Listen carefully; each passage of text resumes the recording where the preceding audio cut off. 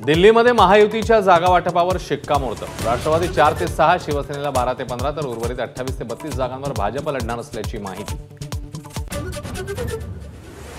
उत्तर मध्य मुंबईतनं पूनम महाजन यांचं तिकीट कापलं जाण्याची शक्यता। भाजप बाहेरून आयात उमेदवार देणार असल्याच्या चर्चा।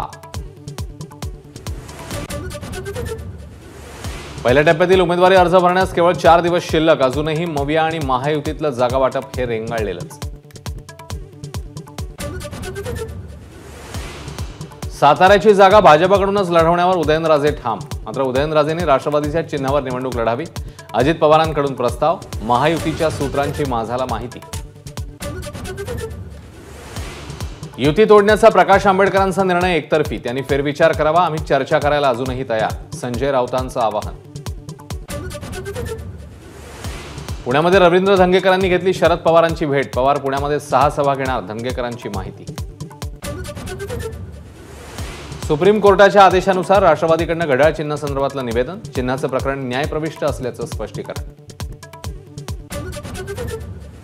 राज्यामध्ये सुरू असलेला पक्षफोडीचा आणि अटकेचा शिमगा हा लवकरच संपेल, संजय राऊतांचा भाजपवर हल्लाबोल।